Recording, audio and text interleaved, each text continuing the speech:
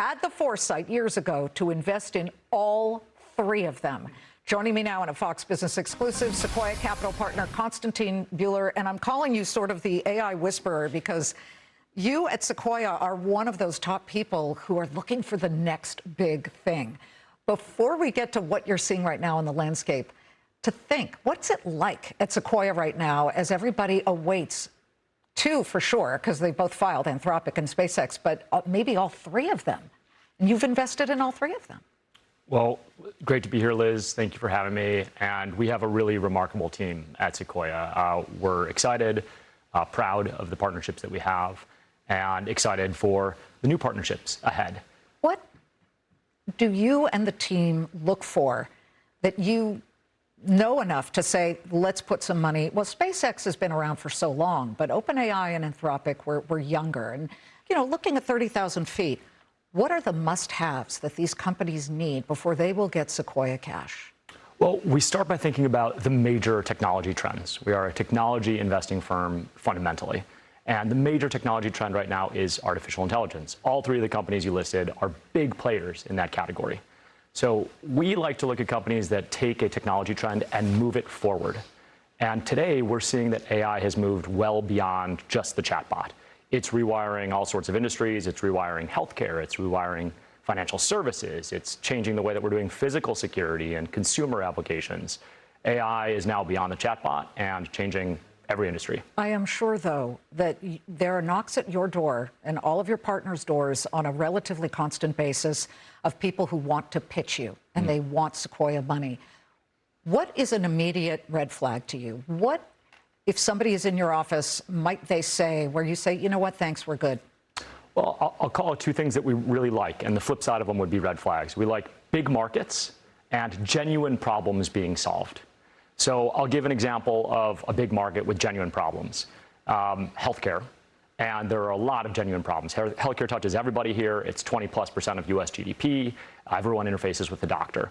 And so I'll give a couple of companies, three companies, that are rewiring healthcare with AI and came in with large market and real problems that we're solving. The first is open evidence. This is the front end, the doctor and the patient. Over 50% of doctors in America now use open evidence to help them come up with their diagnoses. So the doctor is actually talking to an AI, working with the AI to come up with better and faster diagnoses. How young is this company, Open Evidence? It's been around maybe 5 years, relatively young, relatively young. I don't know the exact years since founding, but relatively young company, amazing founding team, transformational for many doctors out there. It's not just the front end, it's the back end. We're investors in a company called Comure, and they automate the back office, which is really a lot of work. They're able to actually help save time about 14 hours a week for clinicians. That's 2 workdays that a doctor can actually focus on the patient. And then it's even the substrate. So an AI drug discovery company like Zyra is actually hitting really hard to drug diseases with new drug candidates. And that's how an entire industry is being changed. Big industry, big problems, real expertise. And they see big dollar signs, too. You know that, right? I mean, you know when they look at SpaceX, there's never been a company that IPO'd at $1 trillion valuation, which is quite unbelievable. And Anthropic is above, what, $950 billion. Who knows what OpenAI will be, but right around there. You know, the Wall Street Journal released a piece entitled Why It Matters If OpenAI or Anthropic wins the IPO race. The timing, when it comes to IPOs against competitors, how important is the timing? We don't think very much about timing at Sequoia. We're long-term investors. We try to think about the fundamental technologies, including the point in time for the market. I'm talking about, so as they race to IPO, because there will be a certain amount of capital that wants to go into a chatbot platform, and they're both chatbot platforms. So if Anthropic goes first, does it soak up all the liquidity? I don't think so. I think it's a very long-term game. This is, the AI revolution is the biggest technology transformation we've had in my lifetime, certainly. We're not at the bottom of the 9th. We're maybe top of the 3rd. And so there's room for a lot of these companies, not just the mega ones, but even some of the smaller enterprise, physical security, consumer companies out there. Well, Sequoia has quite the inventory when you look at everything. Airbnb, Open Evidence, as you said, Harvey, NVIDIA. You are early investors in just about everything, Instagram.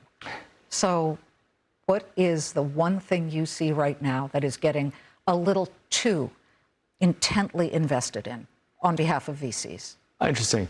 I think that everyone is pretty narrowly focused on one area at any given point in time. So maybe people have spent a lot of time on software over the past decade. Remember nanotechnology, that was a big one. Yeah, that's an example. But we try to think on a long-term horizon. We think that there's a lot of opportunity for software, even if at any given moment in time it might be overexcited. But we'll also invest in hardware companies, for example. And I can give you an example of a hardware company changing the world with AI. We were investors in a company called Verkada. They're a AI physical security company.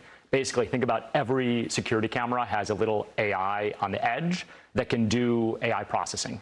Over the past few months, because of the tariffs, lumber has gone up about 30%, pretty materially. They were able to come in, sell to lumber manufacturers, and stop crime in a lot of these locations. Not even are they able to do it all on their own. They don't even have to wake up the security guard. They can anomalous detection, do anomaly detection, find them, and actually solve the crime, get the police directly to the site, end the theft right there. And throw the cuffs on them. That's real security in real time. Konstantine, you live in a fascinating world. Thank you so much for sharing it with us. Thanks, Liz. Great to be